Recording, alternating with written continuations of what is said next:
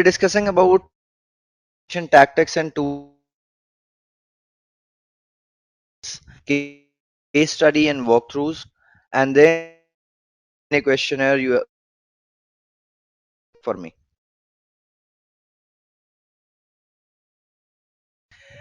First thing, so we are talking about post-exploitation.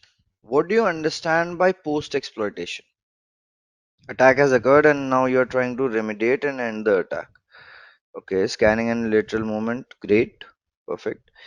So when we are talking about post-exploitation, it takes the access we have and attempts to extend and elevate that access. So understanding how network resources and how to how network resources interact, how to pivot from one compromised machine to next adds real value for our clients. So correctly identifying vulnerable machines within the environment and proving the vulnerabilities are exploitable is good, but being able to gather information for demonstrating a significant business impact is better.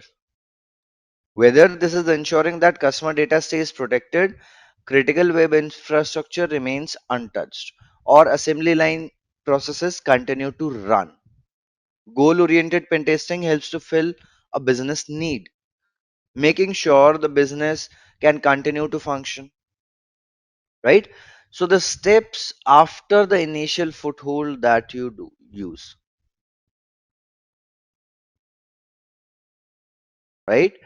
So, yesterday we took access of a machine.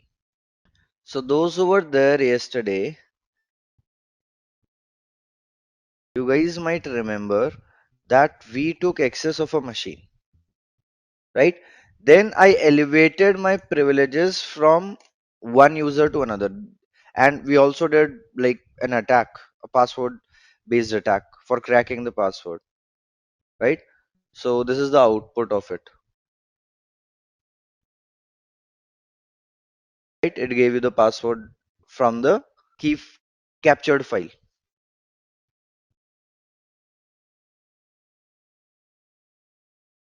Yes. Now I got the access. I moved from one user to another, and if I check the ID of this user, so the UID is 1003, GID is 1003. That means user ID and group ID are 1003. I'm not the root user. What is the UID of root user in Linux? So the UID and GID for an admin or root user in Linux is 0. So if it is 0, you are the root user, otherwise you are just a normal user in the system. So post exploitation, what you do? Now I'm the normal user, I have to become the root user. So I have to gather more information. What things I can access, what things I cannot, right? So I'll go to the directory of the user with shadow, right? Inside that directory, I checked and I found there is a file. It belongs to the user genflux, right? And belongs to the group root, right? And it is an executable file.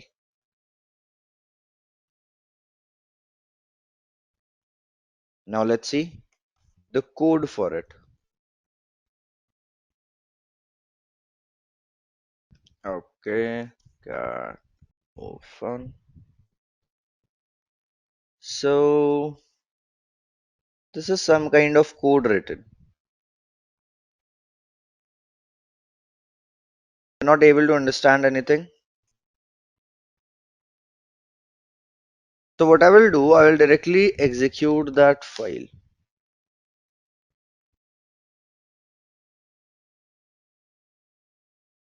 So what this file is doing when I executed it, it's just saying I'm crazy like a lynx, not doing anything else.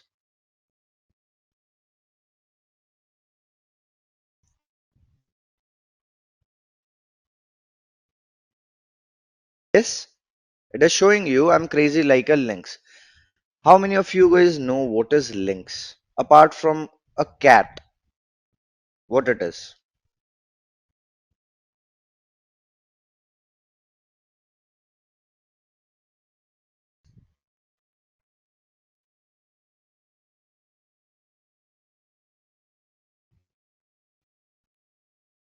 Anyone who has heard about links? No. So links is what? Links is a browser. Correct, Wolf. Links is a browser. Now this browser is a command line browser. So now what we have to do, we have to see why it is showing us that we have to use this browser. We have to find out more information because I'm not sure what it is trying to say or what hint it is trying to give me.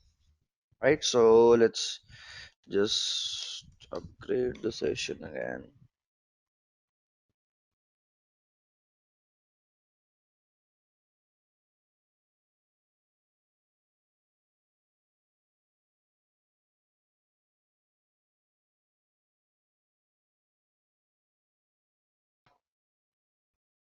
Let me check the sessions. It's 4 sessions. -4. Python -c import pty semicolon dot spawn /bin/bash.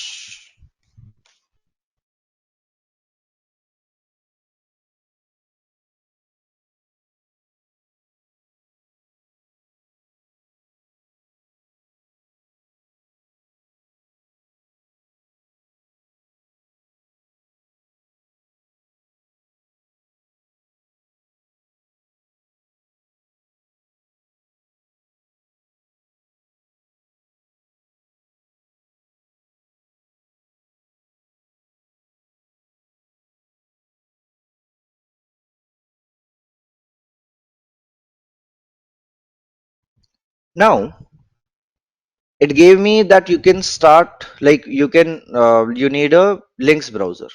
Now I want is to find out what privileges I have in this machine, what I can execute, what things. So the command for finding that out is sudo -l and give the password.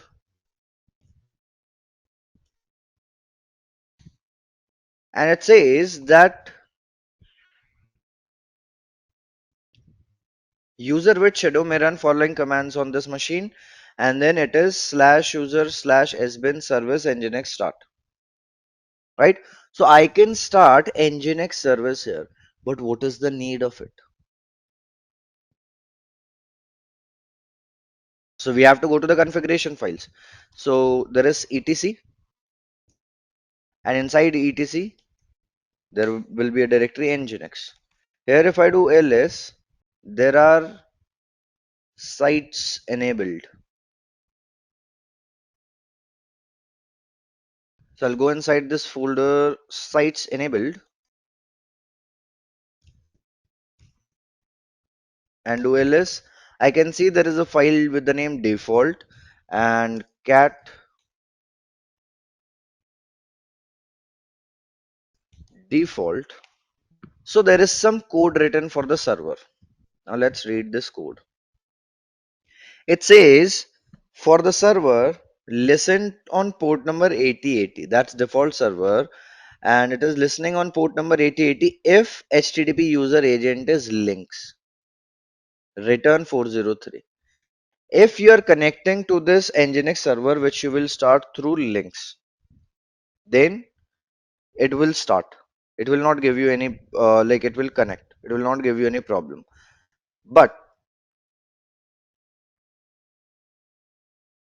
if you are trying to connect from any other browser, then it will give you an error 403.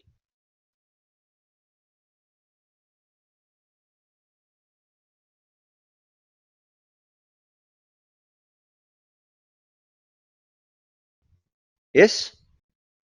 So first thing what I will do, I will start the Nginx service here. Sudo -l again, and this is the command to start the service. So sudo space,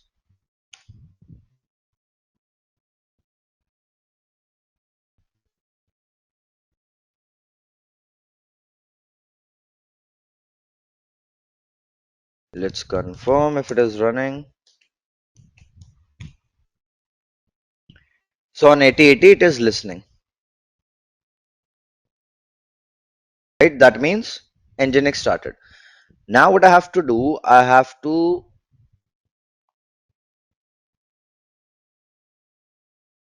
find out first if links is available in my machine or not. So when I wrote links, it's available. So I have already installed it, but for you, if you will use Kali Linux, it will not be there by default. You have to download it. Yes.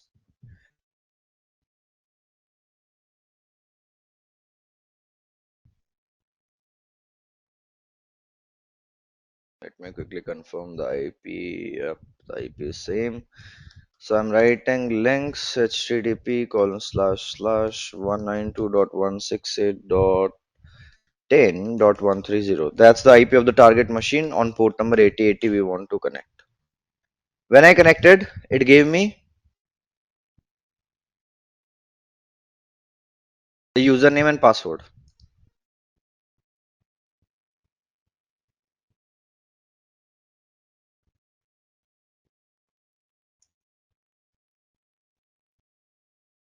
The username is Genflux and there is another password. So if I write here, so Genflux, sorry,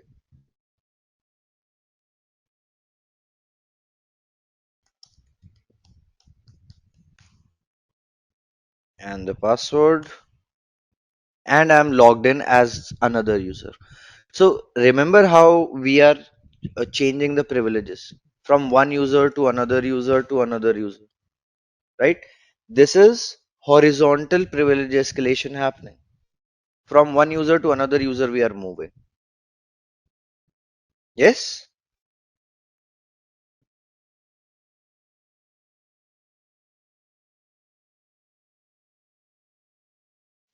Now, next thing is when just logged in as another user.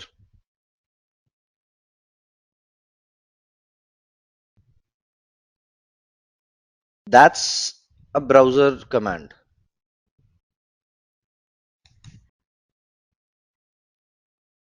This is the command.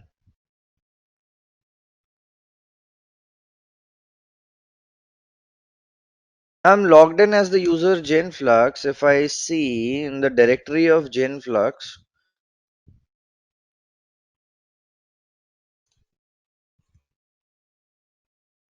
we have a file mallows.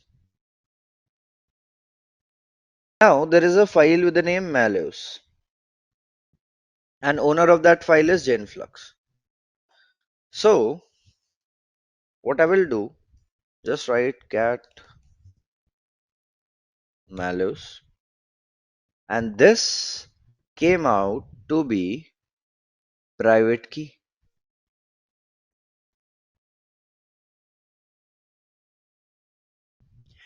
Now, if I have a private key of a user, can I log into their account?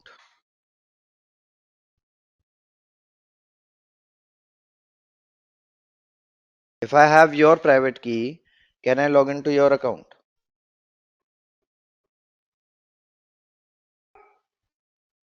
So if you have private key of a user, that is very difficult to obtain.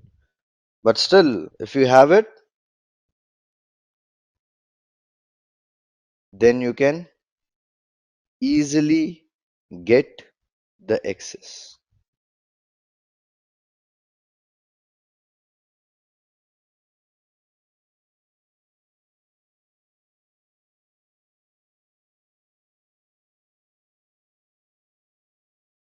Right? Let me show you how. We know that yesterday when we did the nmap scan, so in this uh, the target machine SSH was open, right? What will I do? I copied the whole content of that mallows file and I'll create a new file key.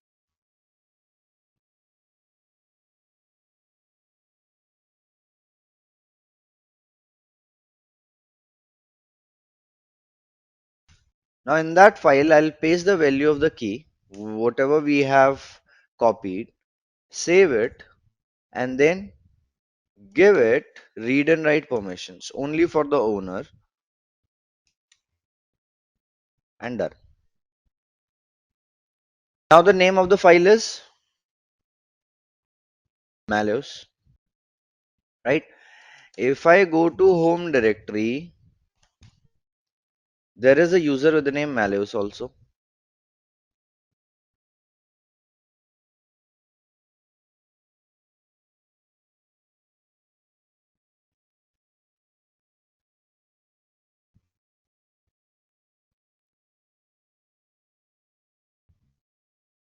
So that means the key is for the user mallows.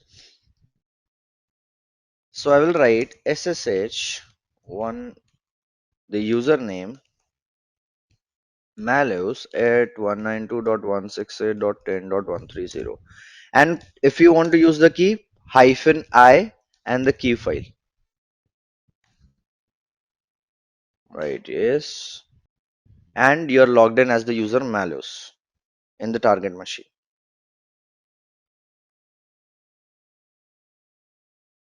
Yes, that's how you can log in with the key. And if I check the ID, still I'm having the ID UID is 1000, GID is 1000. That means I'm a normal user, not the root user.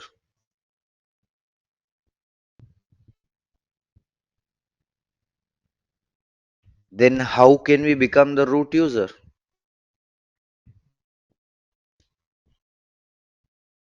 We have to dig into more information, right?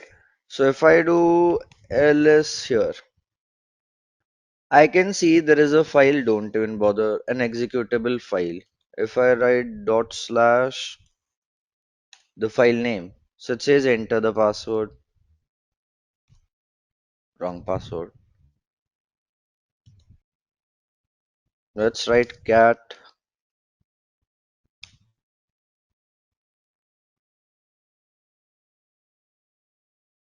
So it says enter the password, and there is a value of the password is also given. Maybe that will help out. So I'll execute the file again, enter the password, correct password. Your reward is just knowing it, you did it. So it's just a program written for making the user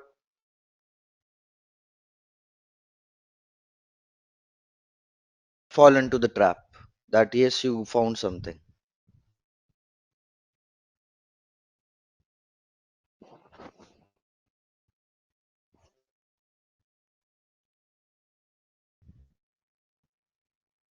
So the thing is that even if I want to find out that what privileges this user has, so I have to write the command sudo -l and it will ask me for password, which I don't have because we logged in using the private key.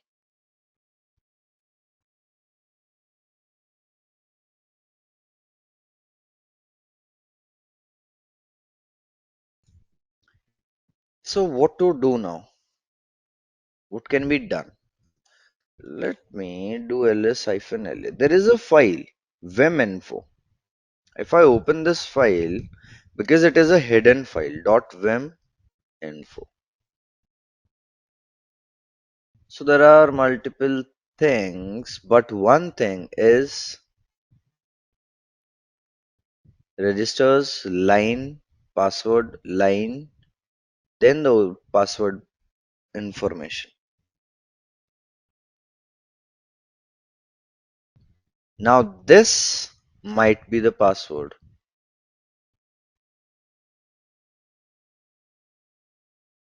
Let me copy this and sudo -l. Enter the password. And it says user malleus may run the following commands on rule 3 /home /malleus don't even bother. I can execute that file, but that file is not giving me anything. So what I can do, I can write a piece of code which may give me the access. So first, let's clear this out. Now first empty this file.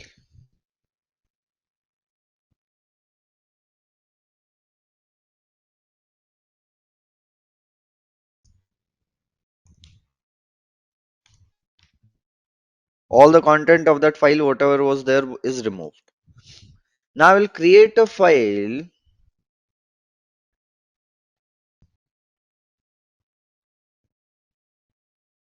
privilege_esc.c, a C program, right? I am writing the code in C. Int main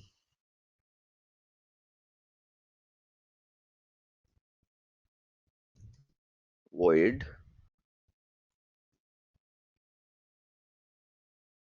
set resuid to 0, 0, 0 and system/bin/bash and close.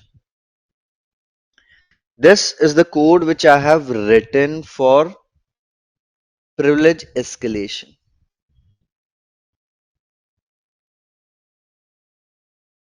Right.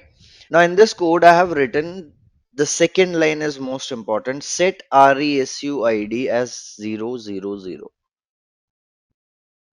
So resuid is a combination of three things.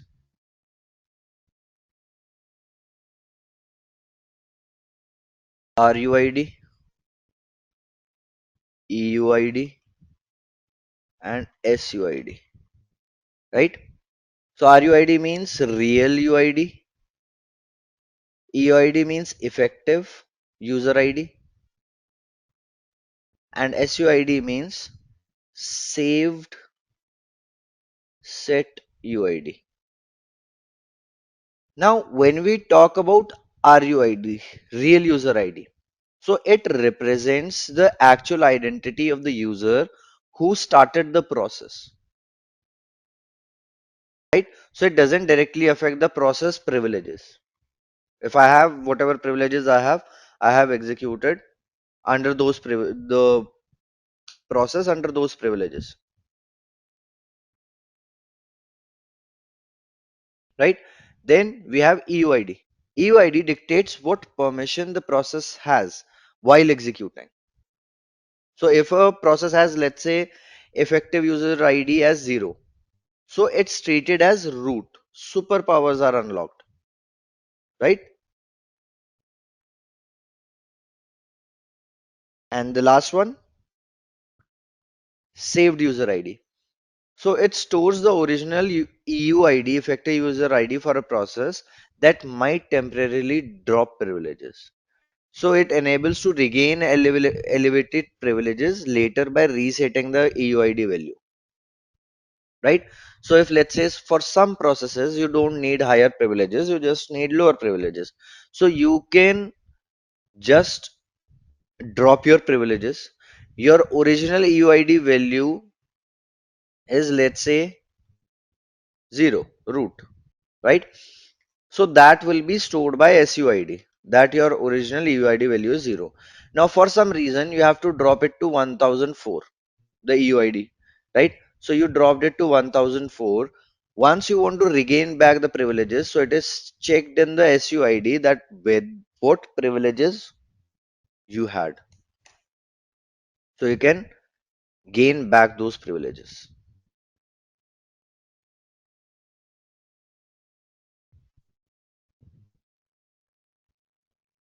Yes.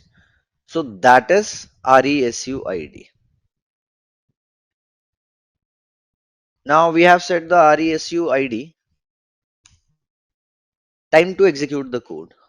but we don't execute it like this, because if I execute it here, nothing will happen. What I will do, first I will compile gcc privilege escalation.c, and then we'll just put the output of it. We are just creating object. So in object, what happens uh, in Linux or in any exploitation phase, whenever you are working with the C code, C programming language code, it has to be compiled. When you are compiling it, you can create an object. So object will be whenever you will call the value of the object, right? Whenever you will call the value of the object. So the C program code will be executed, right? So what we do, like we create multiple objects for the functions that we create in C program. And then what we do, we call all those functions at the end of the code so that all the functions will be executed, whatever sequence you have given, right? Same like that, we are creating object here and we are storing the object in the file. Don't even bother that the malicious user has privileges to execute the things. Maybe malicious user is able to execute or not, right? But this one is surely executable by malicious user.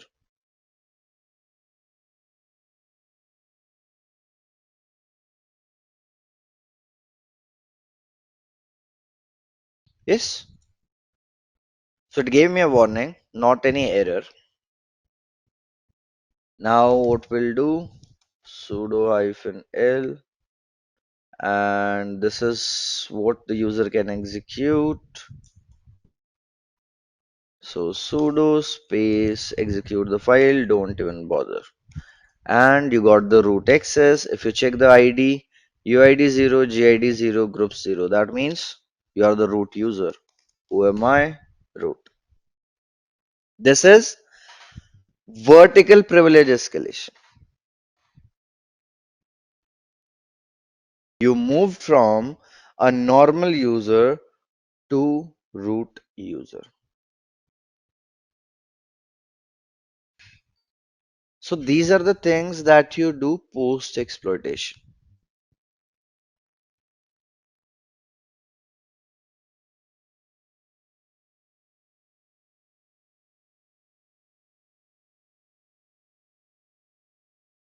So post exploitation can be used for performing privilege escalation, right?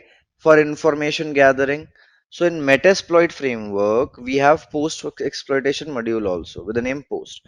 For pivoting also, that you can move from one device to another, or you can pivot the network traffic from one place to another, right? For the persistence, so install a backdoor or to survive reboots, right? Then credential dumping for getting the credentials of the users, right? So you can extract clear text passwords, tickets, and hashes through mimic ads, right? So that's what you can do in post exploitation, right? Then we have reporting. Okay, to inform and confirm that we did it, and part of methodology and standards. Understand the plan and how will you conduct the plan, document the findings, recommendations, lesson learned. So when we are talking about reporting, it is the most critical phase of the engagement. It transforms raw technical findings into actionable insights for stakeholders. So it's not just about listing vulnerabilities, it's about telling the story of the test, its impact, and how to fix what's broken, right? Now, what you will do in the reporting, you are doing the documentation basically, right? So you will tell the scope, right? methodology used, right? The vulnerabilities discovered. Then you also tell risk ratings, right? That how much severe the vulnerability was and how it could have affected your business, right? And last thing, remediation, right? Now, why it is necessary? It is necessary to communicate the findings to both technical and non-technical audiences. It supports compliance with standards like PCI DSS, ISO 27001, right? It guides remediation by prioritizing the vulnerabilities, which vulnerability to work on first and which vulnerability to work on next, right? Then it builds trust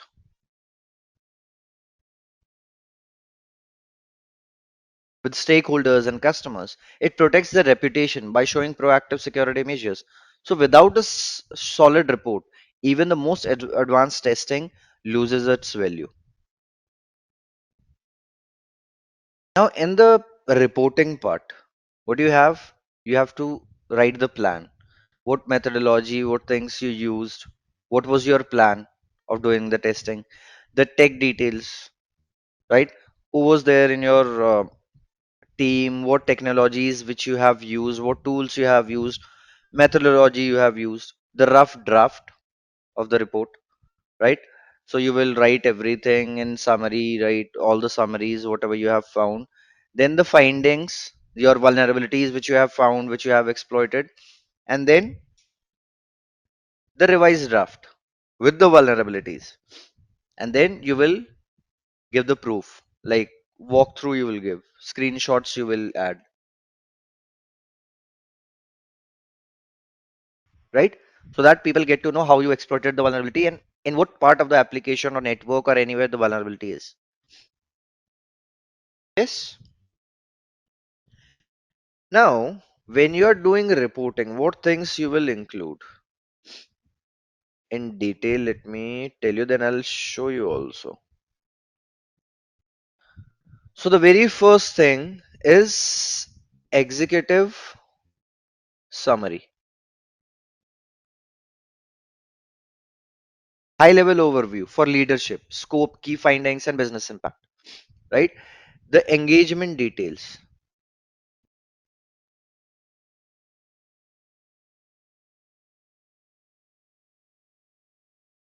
Here you will define the whole scope, what things you were allowed to test, what you were not allowed to test, the timeline, the targets, and rules of engagement, right?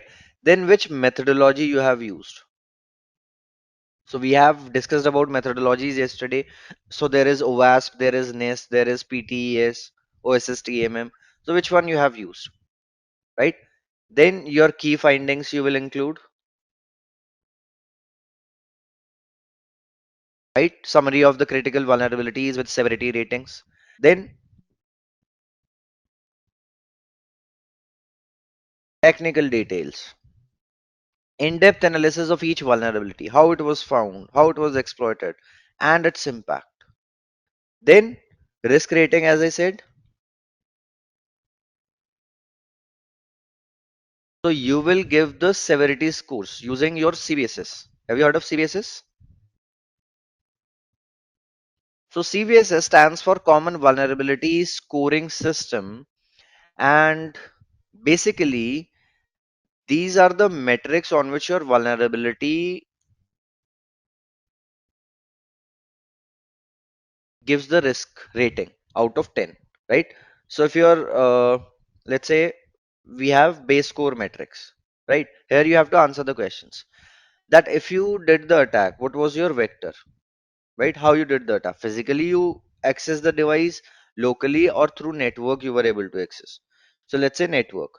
Attack complexity low, privileges required none, user interaction none. I, right? And scope unchanged,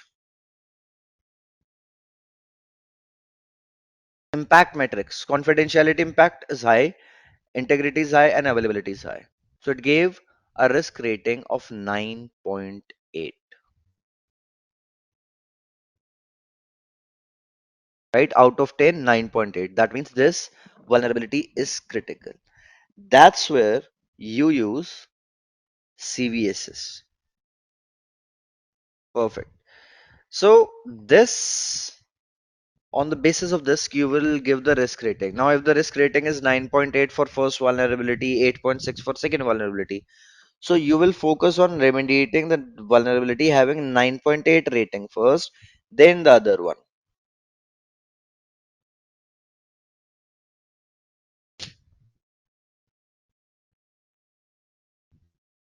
Yes.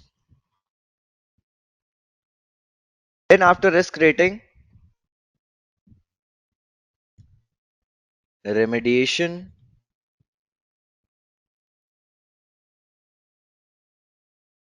recommendations. Right? So remediation recommendations means clear actionable steps to fix each issue. Right? Then what you have?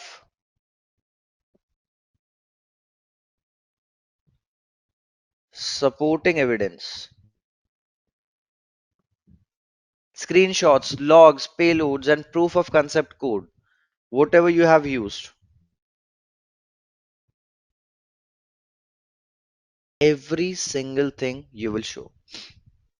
Right? And then you will have compliance mapping. Alignment with the relevant standards and regulations. Right? Appendices. Acronyms, glossary, raw data, and additional notes.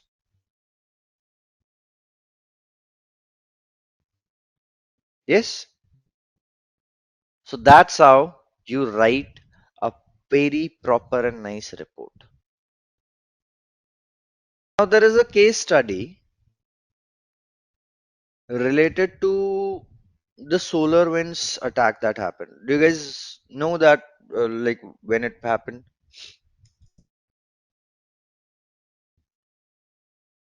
What happened is there are two organizations. One is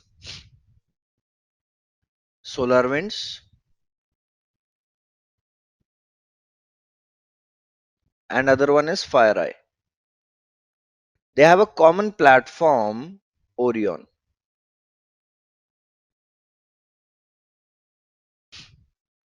Now what happened?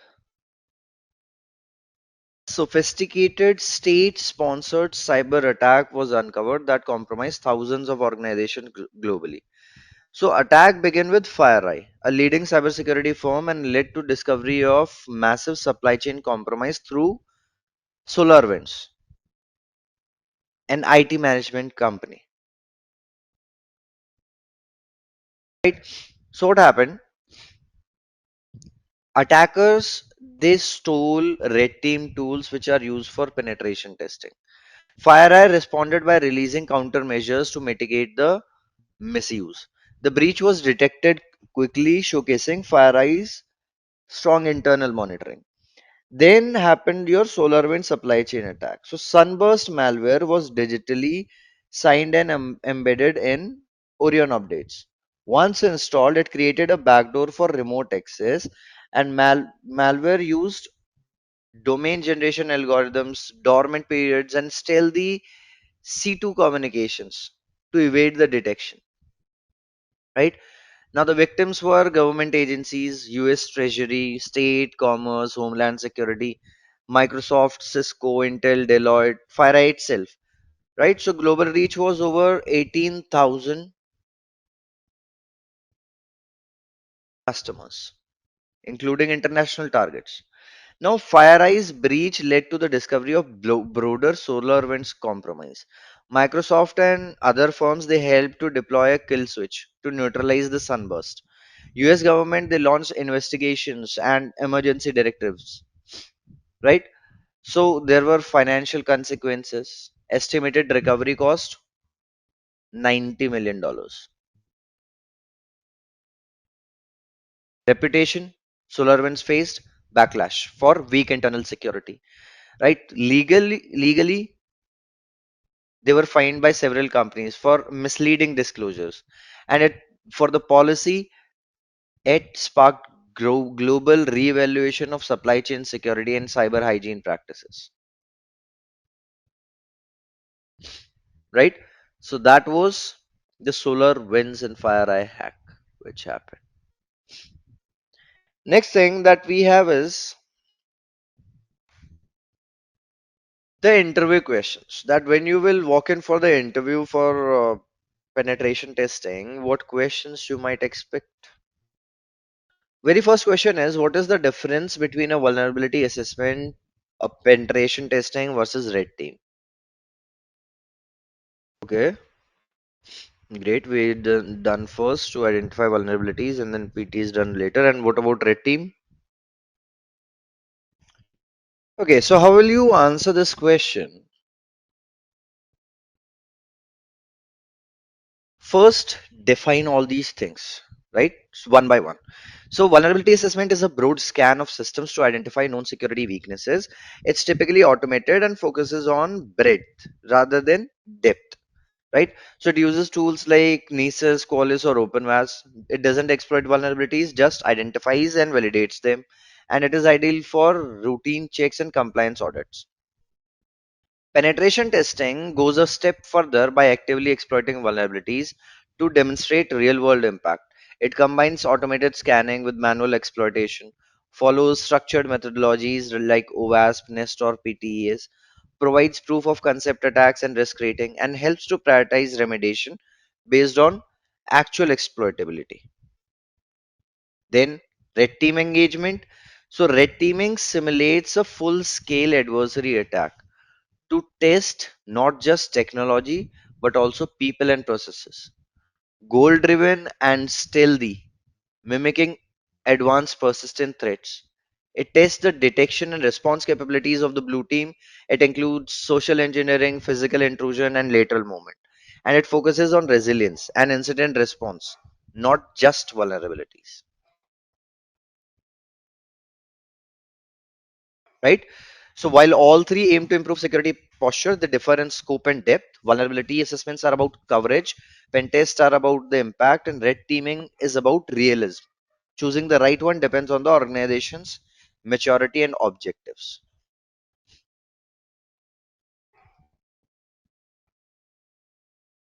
That's how you will answer this question.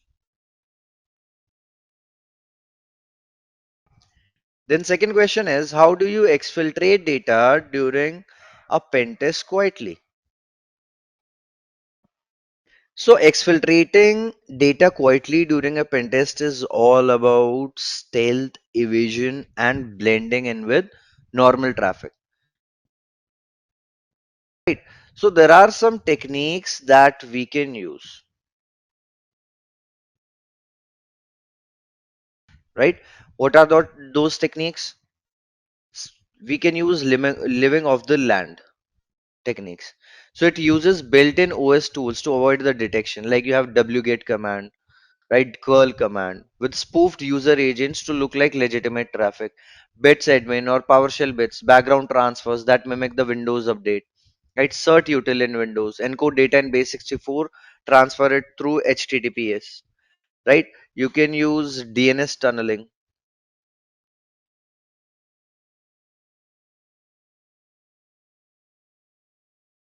right? So there are tools like DNS Cat 2 or Iodine which create covered channels using DNS queries. It often bypasses firewalls since DNS is rarely blocked, and it can encode data in TXT records or subdomain queries, right? You can use HTTPS to trusted domains.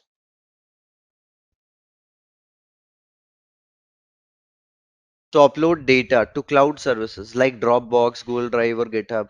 Use domain fronting or mimic legitimate services. Encrypt and chunk data to avoid triggering the DLP alerts, right? Then steganography you can use. Steganography means hiding the data behind images, audio files, or documents, right? So you can upload disguised files to social media, image hosting sites, or internal portals, right? So these are some of the ways that you can answer. That what you will do in this situation. Next question is, how would you perform DNS zone transfer in real world engagement when AXFR is blocked?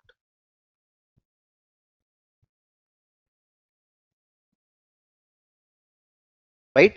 So in the interview, you'd not want to show not just technical know how, but also strategic thinking and awareness of real world constraints. Right? So if AXFR is blocked during a real world engagement, I'd pivot to alternative reconnaissance techniques that can still reveal valuable DNS information without triggering the alarms. Like I can find out subdomains through different publicly available websites. I can brute force the DNS records. So we can use the wordless tools like DNS enum, DNS recon, right? You can query the record types using NS lookup or dig, right? You can check the secondary name servers. Many organizations they secure their primary DNS, but they overlook the secondaries. I can find that out, right? So if AXFR is blocked, I shift to passive and active enumeration techniques that don't rely on zone transfer. The goal is to gather enough intelligence to map the attack surface without triggering the defenses, right? That's how you will answer this question. Then next question is, what is the difference between exploit and payload? Exploit is the code or technique that is used to take advantage of a specific vulnerability, right? So what it does, it targets a known flaw or known weakness, and it doesn't do anything by itself. It just opens the door. Payload is the code that gets executed after the exploit succeeds. So it defines what the attacker wants to do. Can I create a backdoor? Can I dump the credentials? Whatever you want to do, right? So think of exploit as the delivery mechanism and payload as the actual package being delivered. Without an exploit, the payload can't reach the target. Without payload, the exploit doesn't achieve anything meaningful, right? So that is the difference between exploit and payload. Next question is, what is the difference between staged and non-staged payload? So there are two types of payload, staged and non-staged, or we can call it stageless also. So stage payload is delivered in two parts. A small stager first is sent, which sets up the connection, followed by the full payload that performs the actual action. So stager is what? Stager is a lightweight code that establishes communication, right? Reverse TCP. Stage is the main payload, which is downloaded after the connection is established, right? Non-stage means a non-stage payload is self-contained. It includes everything needed to execute attack in one go. No need for second connection or download, larger in size, simpler to deploy, easier to detect because of its bulk,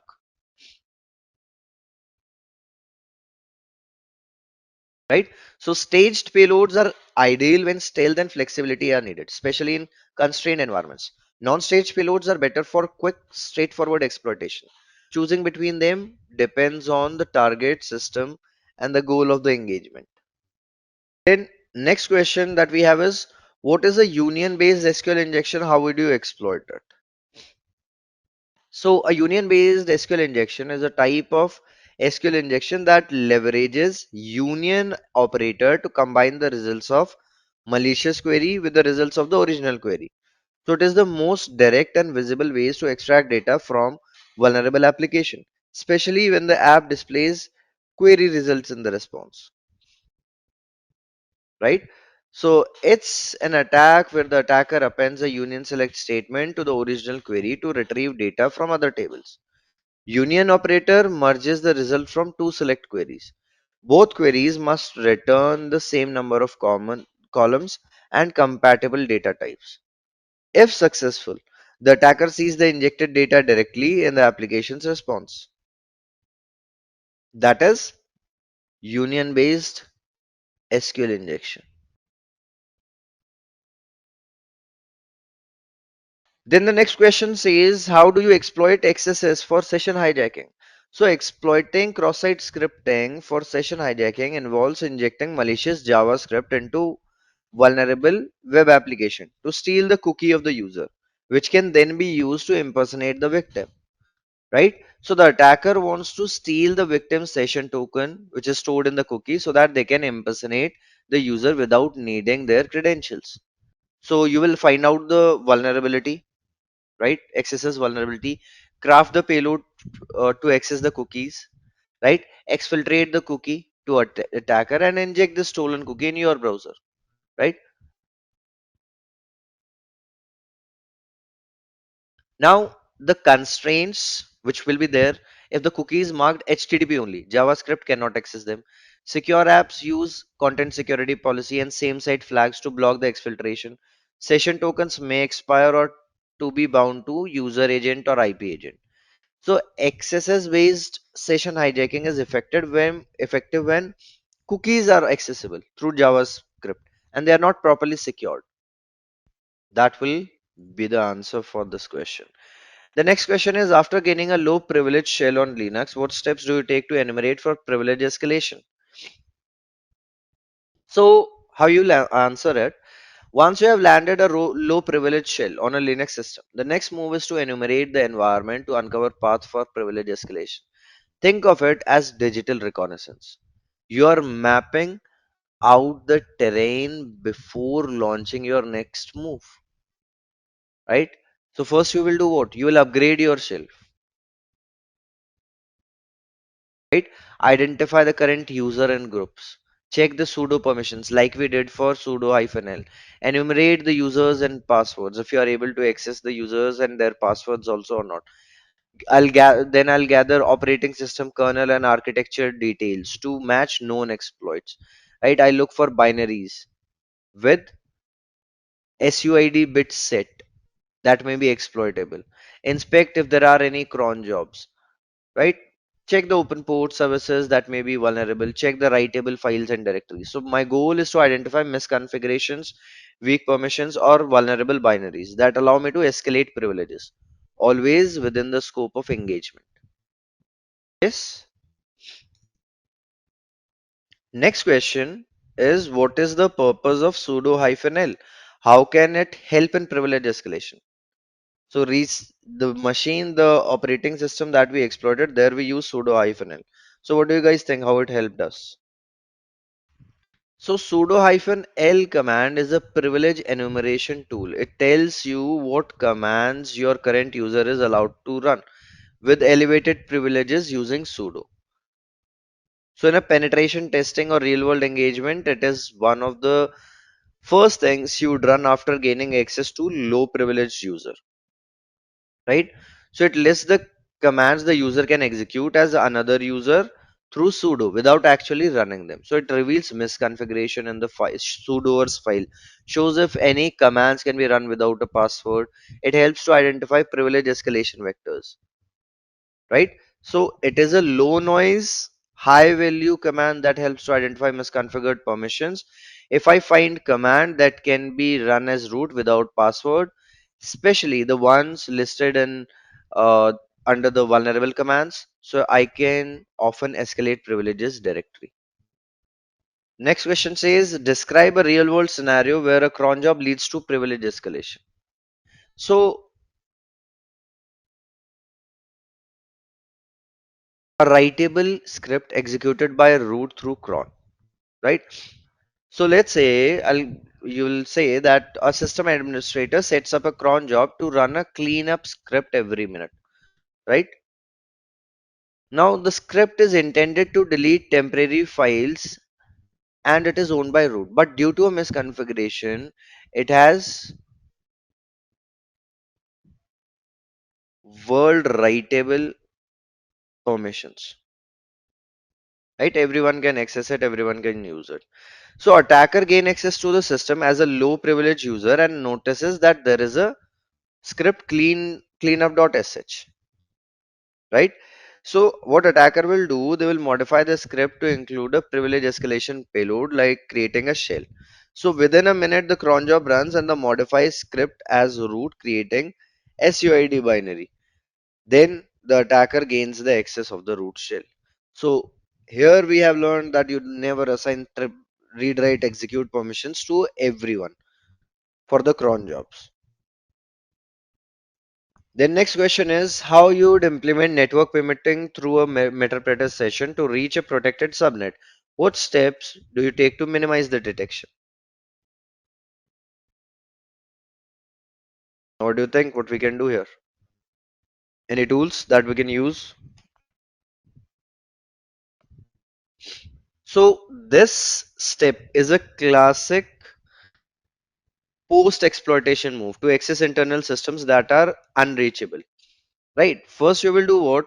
Once you have like foothold after compromising a device with access to multiple subnets, I confirm the Meterpreter session is stable and check for dual homed interfaces.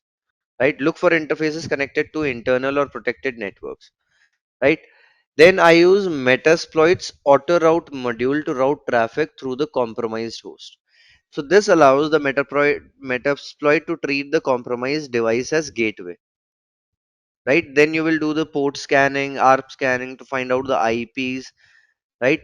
Then you will set up, you will scan for open ports, right? You will set up SOX proxy, right? Configure the proxy chains. Once you have identified the vulnerable service, you will like launch exploits through the pivoted route that you have taken, right? For minimizing the detection, use encrypted payloads, reduce the traffic spikes, throttle scans, use avoid noisy modules like any port scan using SIM flag, operate during business hours, blend with normal activity, right? So that's what you can do. Next we have how would you create a stealthy cron based persistent job on a Linux device? So this involves crafting a scheduled task that blends into system's normal operation while maintaining access or executing malicious code. Right, so our goal is to maintain access or execute payload periodically without drawing attention from sysadmins or detection tools. So you will use a reverse shell or Bennigan looking script. Use curl to pull payloads disguised as images. Instead of modifying the cron tab, user specific cron tabs you will use. They are less monitored, right? Use encoded payloads to avoid the signature detection. Match timestamps and permissions to the system files. Schedule during busy hours to blend in with normal activity. Next question that we have is how do you handle sensitive findings that must be redacted or handled under a non-disclosure agreement? So handling finding under a non-disclosure agreement requires a blend of legal awareness, ethical responsibility, and operational discipline. NDA ensures that any sensitive information uncovered during a pen test or security audit is legally protected from unauthorized disclosure, right? So it includes proprietary source code, credentials of PII, business logic flaws, vulnerability in production system, right? So you will understand the scope of the non-disclosure agreement. Review what constitutes confidential information. Note any exclusions. Confirm duration and jurisdiction of confidentiality obligations. Classify and tag the findings. Label the findings as confidential, restricted, or internal use only. Redact or mask the sensitive data. Username, passwords, tokens, IP address, or internal URLs. Then secure report distribution. Encrypt reports using different tools. Right? Share through secure channels like encrypted email, SFTP. Then limit access to retention. Share findings only with authorized stakeholders. Implement access controls and audit logs. Define retention policies. Delete or archive after engagement ends. Right? So that's how you will be handling. How do you structure an executive summary for post exploitation engagement? What key metrics and business impacts do you include? right? So briefly, first you will explain the purpose of the engagement and what systems or environments were tested. So let's say this engagement aimed to assess the resilience of internal systems following successful exploitation of a low privileged account. Then you will define the scope, include any changes to scope during the engagement, right? Highlight the most critical post exploitation outcomes, access gained to sensitive systems or data, lateral movement path discovered, persistent mechanism established, privilege escalation vectors used, right? Then quantify the impact in terms that resonate with business owner. Time to domain admin, how long it took to escalate the privileges, number of systems compromised, right? Data sensitivity level, detection rate, persistent duration. Then you will tell the business impact, describe how the findings affect the organization's risk posture, potential for data breach or regulatory violation. Then strategic recommendations, improve segmentation and access controls, harden the privilege escalation path, enhance monitoring and alerting, conduct regular post exploitation simulation. So, in an executive summary, I focus on translating technical achievements into business risk and strategic priorities. I include metrics like time to compromise and detection evasion, and always tie findings back to real world impact, whether it's data exposure, operational disruption, or reputational damage.